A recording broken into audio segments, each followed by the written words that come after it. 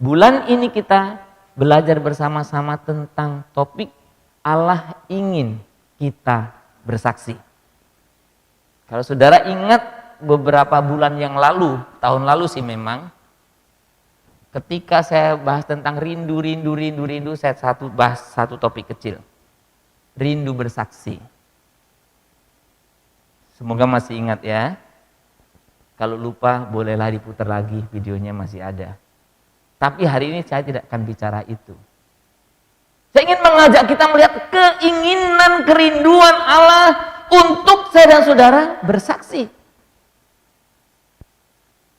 Minggu ini saya akan mencoba menjelaskan secara garis besar saja poinnya. Minggu depan kita akan belajar bersaksi dari Dorcas. Minggu depannya kita belajar bersaksi dari Matius, itu menyangkut relasi. Dorcas itu menyangkut pelayanan sosial. Dan minggu terakhir tanggal 26 kita rindu menjadi komunitas yang bersaksi. Saudara, banyak orang percaya tidak menyadari bahwa sebetulnya ketika saya dan saudara percaya, berarti saya dan saudara menjadi seorang pembawa berita Allah. Sekali lagi, banyak orang tidak menyadari bahwa ketika kita menjadi percaya, maka saya dan saudara menjadi pembawa berita Allah.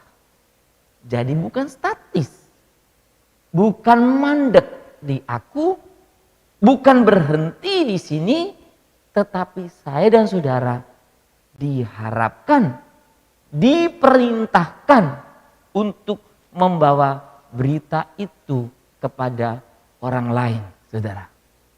Ya saudara, Allah ingin berbicara kepada alam semesta ini. Allah ingin berbicara kepada semua orang melalui siapa? Melalui kita. Yang sudah mengalaminya, yang sudah menyaksikannya. Maka tugas saya dan saudara sebagai orang Kristen itu sebetulnya menjadi saksi. Saksi siapa? Saksinya. Menjadi saksi. Saksi siapa? Saksinya. Saksi Allah. Saudara, mari kita membuka Alkitab kita. Saya sengaja mengambil satu ayat-ayat yang terkenal. Karena ayat ini banyak ayat yang terkenal. Saking terkenalnya jadi kita nggak lakukan. Cuman hafal doang. Mari kita membaca Alkitab kita dari Kisah Para Rasul. Pasal yang pertama, kita akan membaca yang ke-8. Kalau sudah mendapatkannya, mari kita membaca bersama-sama satu ayat ini. 1, 2, 3. Tetapi kamu akan menerima kuasa kalau Roh Kudus turun ke atas kamu, dan kamu akan menjadi saksiku di Yerusalem dan di seluruh Yudea dan Samaria dan sampai ke ujung bumi. Saya akan sekali lagi baca. Tetapi kamu akan menerima kuasa kalau Roh Kudus turun ke atas kamu, dan kamu akan menjadi saksiku di Yerusalem dan di seluruh Yudea dan Samaria dan sampai ke ujung bumi. Nah, Bapak Ibu, ketika kita membaca ayat ini, seringkali kita memang pakai, atau ayat-ayat ini sering digunakan ketika berbicara misi. Tidak salah, memang ayat itu berbicara itu. Tetapi hari ini saya ingin mencoba mengajak kita melihat sedikit. Ayat ini ada dalam Kisah Para Rasul. Nah, nanti kalau yang ikut gemas, waktu kita membahas Kisah Para Rasul, saya akan jelaskan lebih detail. Tetapi ketika kita membaca Kisah Para Rasul, sebetulnya ini adalah buku atau tulisan lanjutan dari Injil Lukas. Yang hari-hari ini sedang saya dan saudara baca. Yang membaca. Ya kan? Kalau yang hanya baca saja, Sapaan gembalanya, oh gemas, gemes banget sih. Ya, nggak baca ya nggak ngerti. Hari-hari ini kita sedang membaca kitab Injil Lukas. Apa yang saudara temukan di sana? Injil Lukas konteks pendengarnya sebenarnya semua orang. Ya sekalipun ada yang memahami itu di luar orang Yahudi, tetapi itu untuk semua orang. Yang berbicara banyak bagaimana karya pekerjaan Tuhan Yesus yang nyata. Melakukan mujizat, mencari, menyelamatkan yang hilang. Ada banyak cerita di sana. Di dalam akhir cerita kitab itu, nanti kalau sudah membaca pasal 24, Tuhan Yesus yang sudah disalibkan itu bangkit dari antara orang mati. Dan menjumpai para murid, dan salah satu tugas yang diberikan kepada para murid itu adalah apa? Kamu saksi dari semua itu. Itu di dalam Injil Lukas. Kemudian ketika berbicara tentang kitab kisah para rasul, Lukas ingin menunjukkan bahwa benar Yesus yang ada dalam Injil Lukas itu Yesus yang sudah bangkit. Yesus yang tidak mati, sekalipun pernah dibunuh tapi bangkit, dan dia tetap hidup selama-lamanya. Karya Tuhan Yesus nyata di dalam kisah para rasul. Yang lebih luas, yang lebih tidak terbatas, yang lebih melibatkan begitu banyak orang, yang sering kita sebut istilahnya gereja. Maka kita melihat bagaimana dalam kisah para rasul, saudaraku, kita bisa melihat gereja sebagai persekutuan orang percaya memiliki tujuan menjadi saksi. Sekali lagi, saksi siapa? Saksi Kristus yang hidup. Saudara, maka ini salah satu poin penting yang harus kita ingat baik-baik. Ketika saudara-saudara hanya berkumpul saja, ketika saudara-saudara cuma kumpul-kumpul, berorganisasi, melakukan ini hal itu hal kebaikan saja, maka perkumpulan saudara-saudara tidak lebih atau tidak beda dari organisasi manapun di dunia ini. Salah satu pembeda saudara-saudara adalah ketika saudara-saudara ada dalam persekutuan ini dan sama-sama menjadi saksi Kristus. Itu salah satu pembeda yang kadang kita melupakannya.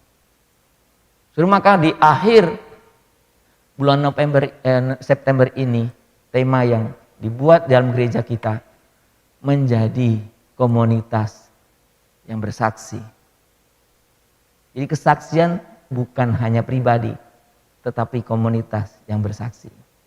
Saudara, pertanyaan kita adalah, apakah pada faktanya, kenyataannya, saya dan saudara orang percaya, atau saudara-saudara sebagai satu komunitas percaya benar-benar menyaksikan Kristus itu. Kristus yang gak mati itu. Kristus yang hidup itu. Kalau sudah ikuti sapaan gembala setiap hari selama 1 bulan ini, berulang kali saya tekankan, ucapan syukur kita salah satu sebagai bentuk ungkapan iman bahwa Allahmu hidup. Ucapan syukur kita sebagai salah satu bentuk ungkapan iman. Engkau menghormati Allah yang baik, melihat kebaikan Allah. Allah itu hidup. Pertanyaan saya sekali lagi, apakah kita melihat? Gak usah lihat orang lain ya.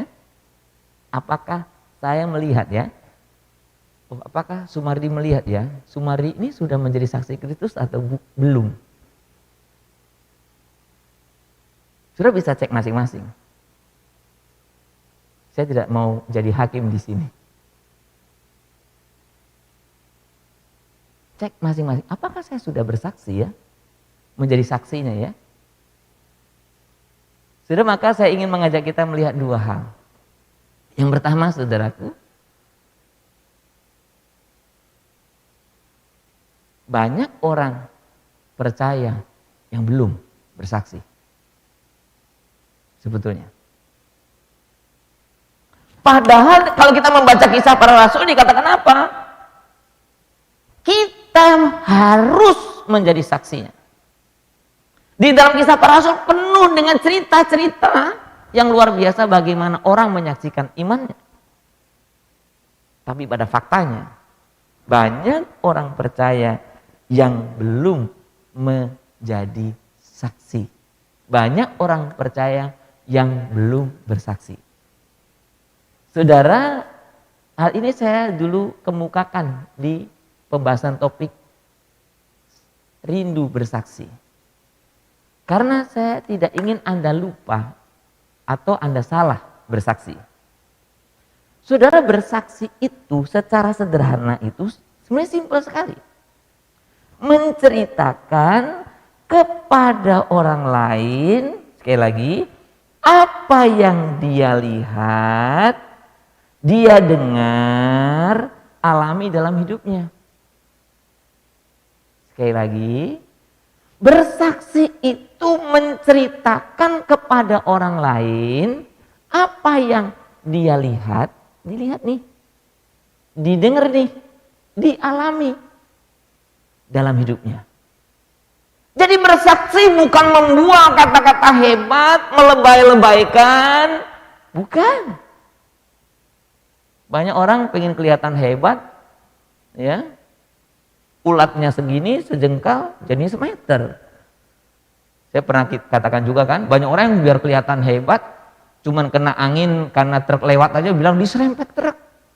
Tapi Tuhan, saya nggak apa-apa. Orang cuman kena angin doang, serempet truk ya babak bunya. Banyak orang lebih-lebihkan supaya hebat, hebat, keren, bukan. Itu bersaksi dusta namanya. Bersaksi itu simpel, saudaraku. Ceritakan apa yang engkau lihat, apa yang engkau dengar, apa yang engkau alami dalam hidupmu.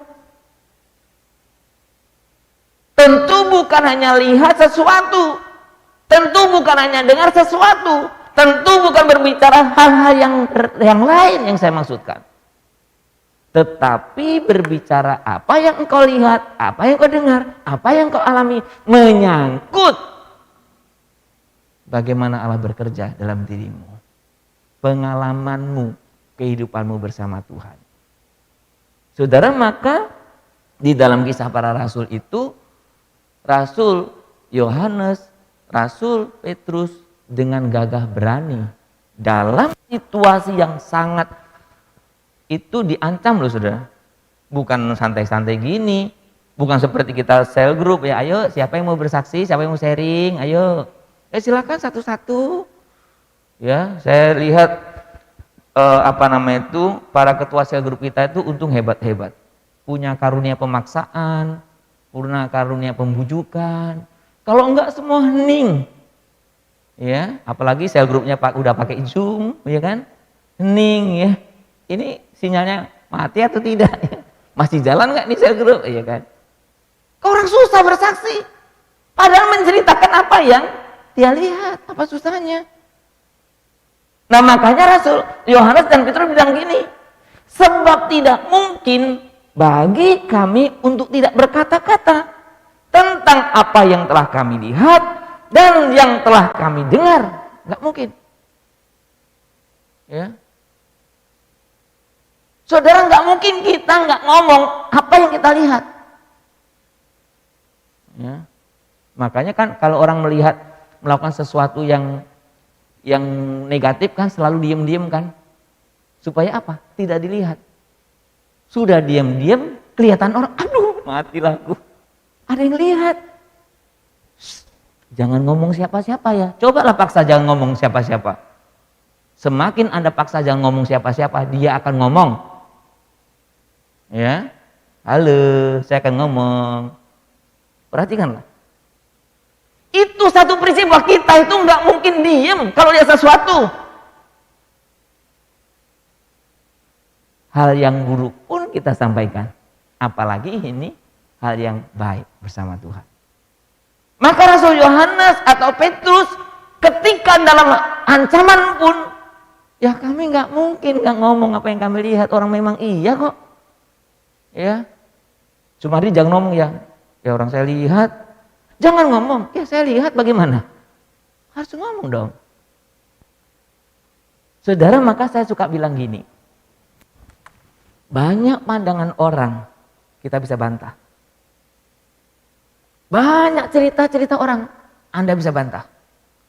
Tapi ketika engkau punya pengalaman sendiri, mau orang bantah kayak apa, engkau tidak pernah bisa dikalahkan. Kenapa? Pengalamanmu. Makanya saya tidak pernah mengomentari pengalaman orang. Karena saya nggak ngalami. Ya biar aja dia yang ngalami, yang cerita. Jadi nggak usah tambah-tambah ya. Itu pengalaman orang, bukan pengalamanmu. Nah saudara, kenapa tadi banyak orang yang belum bersaksi? Kenapa banyak orang yang belum menyaksikan tentang Kristus? Nah, kata Petrus Yohanes, saya tidak mungkin tidak berkata-kata tentang sesuatu yang kami lihat, kami dengar. Itu berarti kalau kita prinsipnya terbalik, atau kalau kita balikan, saya nggak mungkin cerita, saya nggak mungkin ngomong sesuatu yang saya tidak lihat. Ya, ada beberapa kasus. Saya disuruh ngomong sesuatu yang saya nggak ngerti, saya nggak mau ngomong lah, orang nggak ngerti. Ya, oh Sumadi ada di gini, oh nggak tahu saya. Ya, bukan Pilatus ya, kalau Pilatus kan tahu tapi nggak mau tahu, dia cuci tangan. Cuci tangannya Pilatus ya, bukan cuci tangannya Jakpus. Ya, kan banyak orang gitu tahu tapi nggak mau tahu itu cuci tangan. Tapi kalau saya dari saudara memang nggak tahu, yang ngomong nggak tahu. Maka dalam kehidupan saya sering terapkan juga, kalau saya nggak tahu, saya nggak mau terlibat. Orang nggak tahu kok. Ngapain terlibat? Nggak ngerti. Ketika kita berbicara tentang pengalaman, kenapa banyak orang Kristen belum bersaksi? Karena mereka atau kita belum mengalami. Saudara, John Wesley dalam kesaksian, di dalam catatan-catatan hariannya sering muncul istilah ini. Ketika dia belum mengalami kelahiran kembali, dia rajin berdoa. Dia juga doa-doa yang sudah tertulis itu.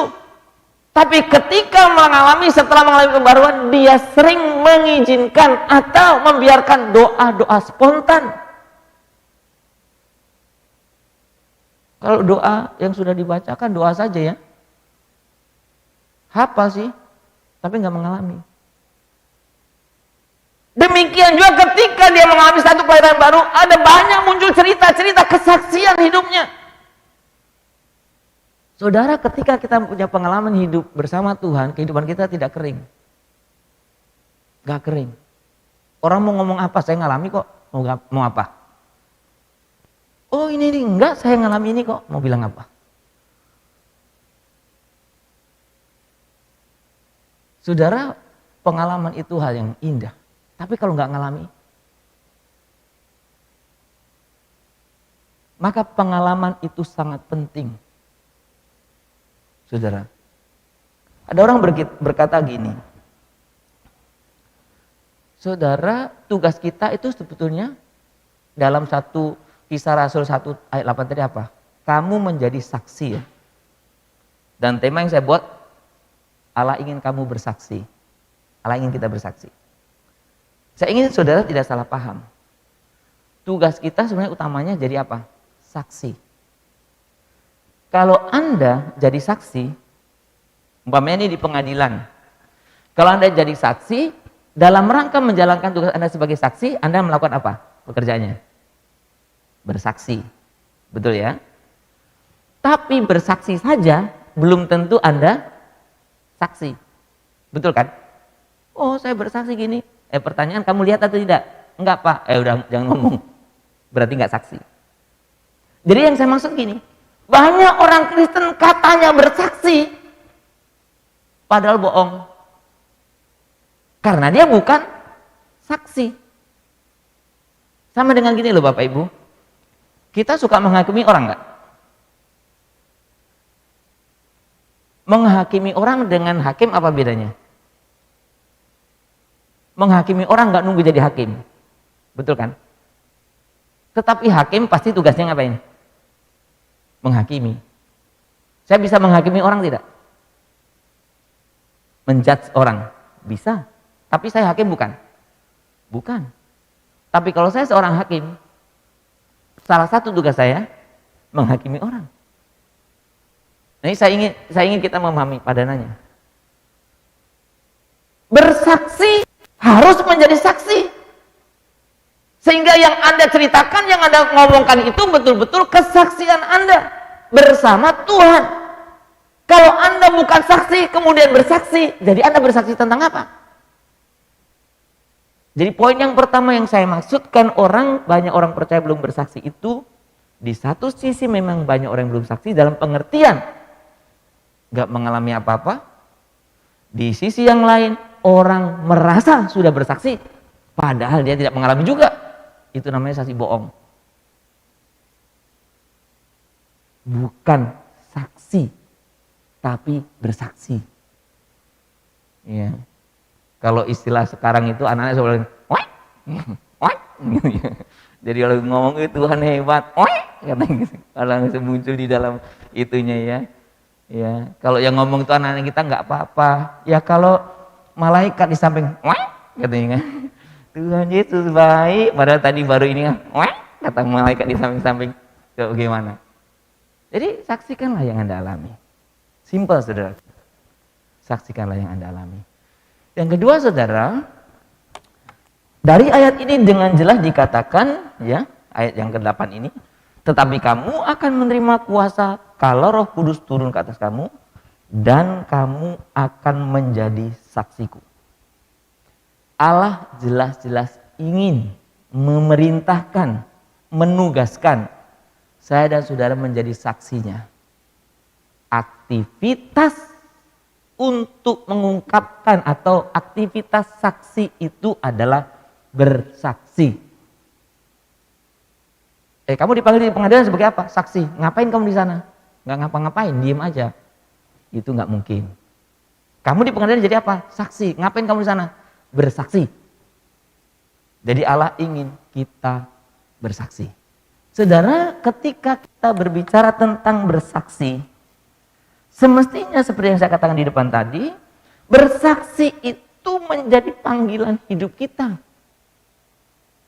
Orang yang sungguh-sungguh sudah mengalami Kristus, atau dengan kata lain kita yang mengalami kepenuhan Kristus, saya selalu membayangkan gini Bapak Ibu. Saya sengaja ambil gambar itu. Gelas diisi air, terus diisi, ya luber. Nah kalau orang mengalami kepenuhan Kristus, ya mau gak mau, dia pasti bercerita. Pasti orang lihat. Pasti orang alami. Jadi kesaksian atau bersaksi itu harusnya menjadi panggilan hidup kita. Setiap orang yang sudah mengalami kepenuhan Kristus. Kenapa? Karena ketika kita mengalami kepenuhan itu, maka kepenuhan Kristus itu mengalir. Kepada siapa? Kepada orang-orang di sekeliling kita. Betul kan? Kalau mengalir pertama yang kena dulu mana? Sini ya. Kalau menyembur lainnya, tuh jauh ya. Kayak Coca-Cola itu. Langsung jauh ya. Ini kalau mengalir namanya mengalir di sini dulu. Dan urutan yang diberikan Alkitab luar biasa. Mulai mana dulu? Yerusalem, Yudea, Samaria, ujung bumi. Ya. Bukan Yerusalem, Yudea, Samaria, sama Tony, sama Andi, enggak. Ada rentangan yang makin jauh, makin jauh, makin jauh. Sebetulnya kalau kita mau konklusikan sederhana. Kita bisa bersaksi, menyaksikan apa yang saya dan saudara alami kepada siapa saja. Banyak orang kalau bersaksi di luar biasa hebatnya. Tapi nggak berani kalau ada keluarganya di situ. Ya, anak-anak jangan ikut ya, papa mau bersaksi. Duh, anak-anak harusnya ikut dong, papanya bersaksi. Ya, istri jangan ikut ya, karena saya mau bersaksi. Papa mau bersaksi. Lah, papanya bersaksi kok istrinya nggak ikut? Ya, ikutlah, karena bersaksi. Nah, saudara, kenapa hal ini dikatakan ketika kita kepenuhan Kristus?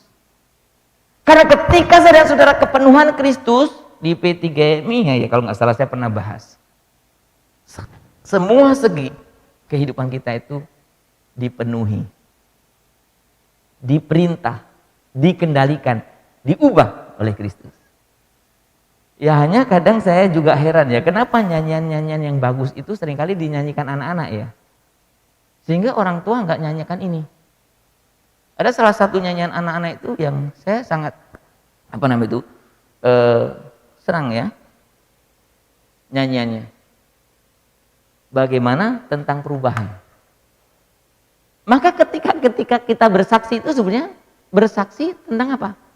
Kisah tentang bagaimana Allah telah membuat perbedaan dari sebelum sesudah. Jadi Bapak Ibu, kesaksian itu sebenarnya pendek. Sebelum, sesudah. Sebelum bagaimana, sesudah bagaimana. Kalau mau seru lagi, prosesnya bagaimana. Lebih seru. Iya kan? Nah, nyanyian yang anak-anak sekolah minggu yang saya maksudkan, ada nyanyian ini ya. Sedikit demi sedikit. Nggak tahu mungkin karena anak sekolah minggu ya sedikit-sedikit ya. Anak sekolah minggu kan ngajari persembahannya juga gitu. Persembahan kami sedikit sekali. Aduh, yang ciptakan lagu ini pelit banget ya. Ya harusnya janganlah bilang persembahan kami sedikit sekali ya. Ya, jadi berinya ya sedikit sekali. Kalau bisa uang paling kecil ya kan. Ini juga sama. Tapi ini bagus lah ya, sedikit demi sedikit soalnya. Sedikit demi sedikit, tiap hari tiap sifat Yesus mengubahku. Dia ubahku sejak ku terima Dia. Tumbuh dalam anugerahnya, Yesus mengubahku. Ada perubahan. Dia ubahku, oh juru selamat. Dikatakan apa?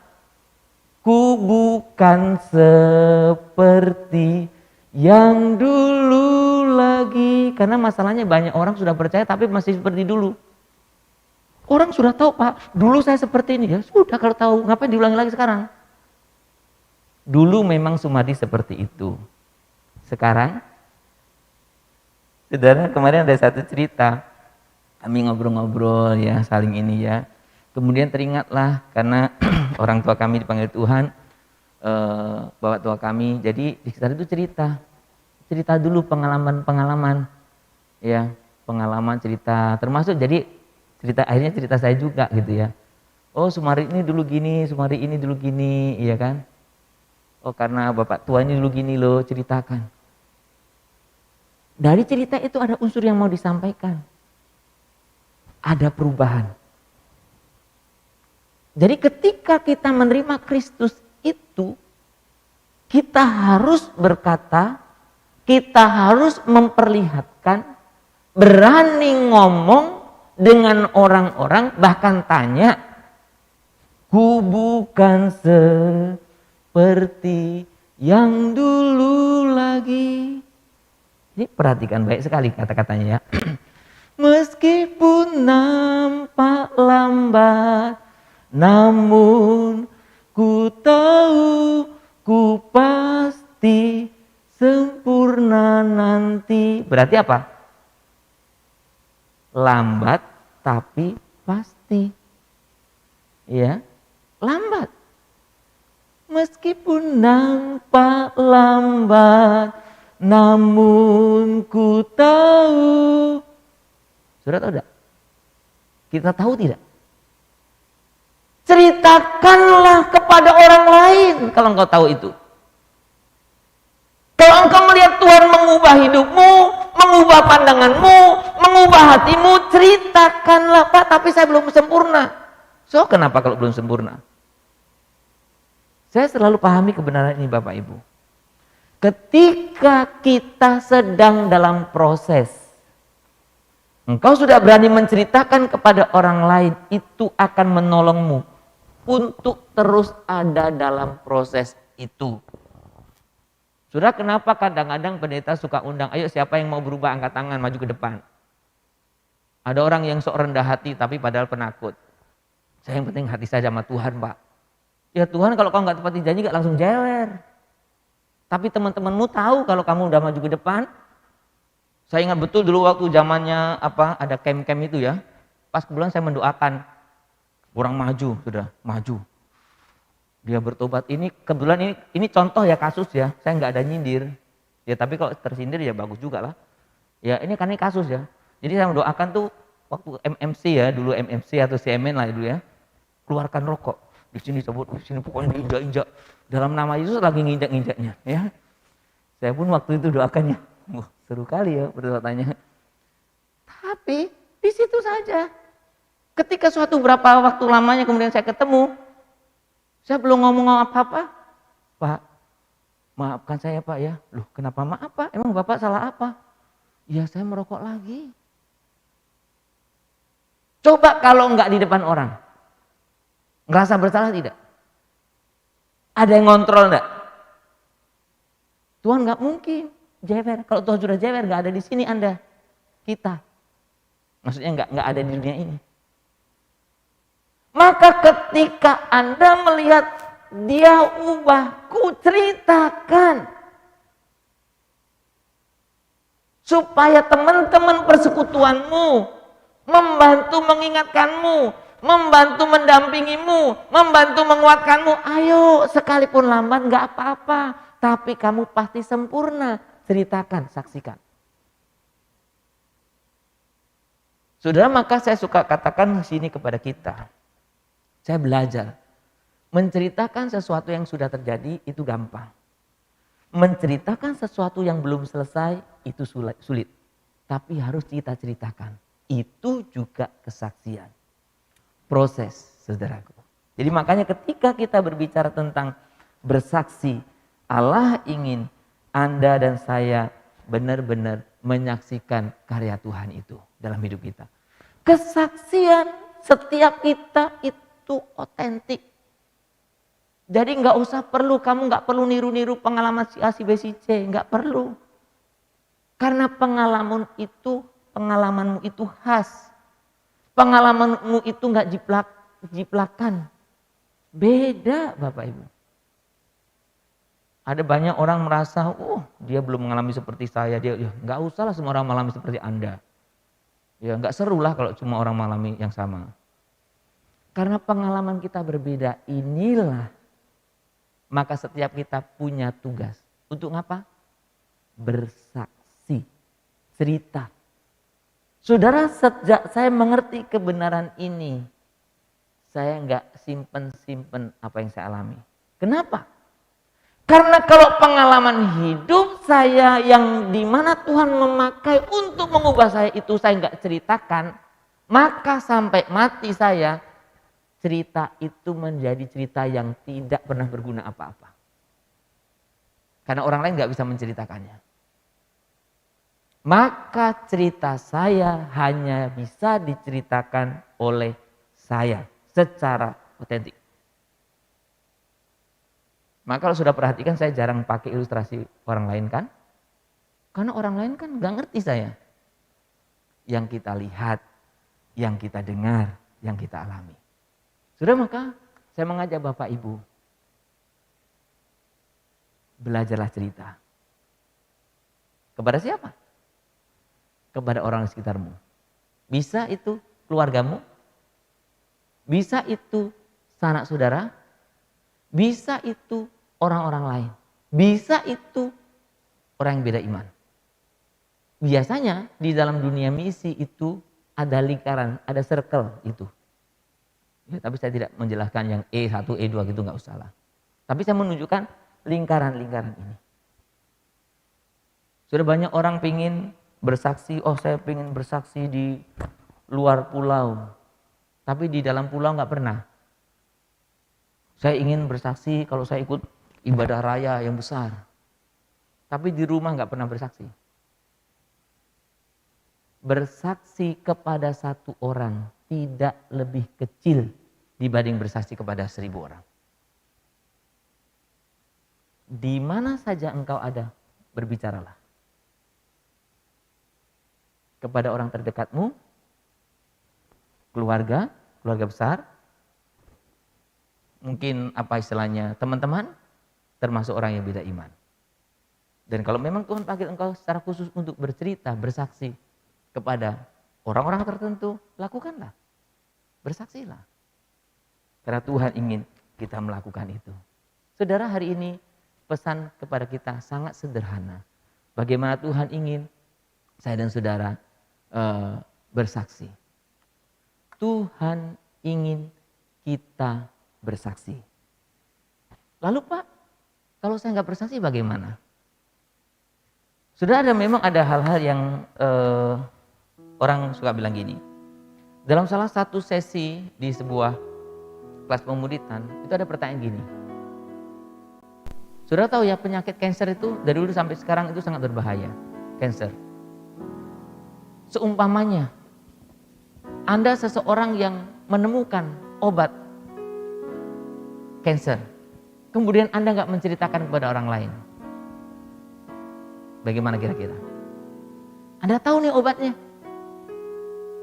Anda nggak menceritakannya. Menurut Anda bagaimana? Anda? Ada orang menemukan obat kanker yang mematikan itu, kemudian Anda diam-diam saja. Cukuplah saya yang tahu. Padahal orang di sekeliling membutuhkan. Padahal orang di dunia ini membutuhkan.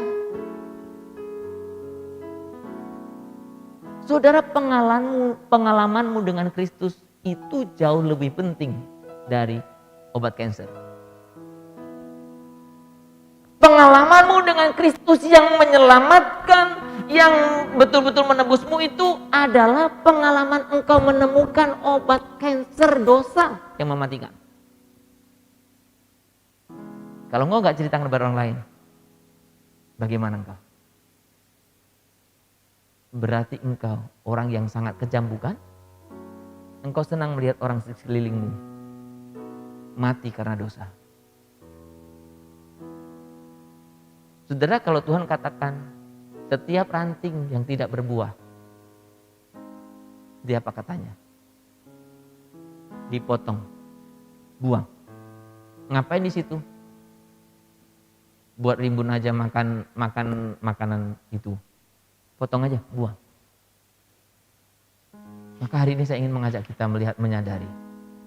Jika ada orang Kristen yang tidak pernah bersaksi, apalagi hidupnya tidak menjadi kesaksian bagi orang lain, ia sama seperti ranting yang kering dan tidak berguna.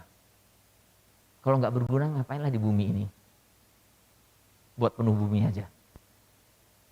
Mari saya saudara, kita bersaksi. Tuhan ingin saya dan saudara bersaksi. Mari kita tundukkan kepala kita. Coba koreksi dalam dirimu. Apakah engkau sudah mengalami perjumpaan pribadi dengan Tuhan? Apa yang engkau lihat? Apa yang engkau dengar? Apa yang engkau rasakan dari Tuhan dalam hidupmu? Kalau ada di antaramu yang berkata, Pak, saya pengen bersaksi tapi ngomong apa ya? Firman Tuhan hari ini menegurmu. Coba koreksi kehidupanmu. Apakah engkau mengalami perjumpaan dengan Kristus? Apakah engkau seperti Yohanes dan Petrus yang sudah mengalami perjumpaan dengan Kristus? Kalau ada di antaramu yang berbicara, Pak, cerita saya cuma sederhana. Firman Tuhan hari ini menyapamu. Gak ada yang terlalu sederhana untuk engkau ceritakan. Tapi gak ada yang terlalu hebat untuk merasa ceritamu harus lebih didengar dari yang lain. pengalaman setiap orang otentik. Ceritakan apa saja.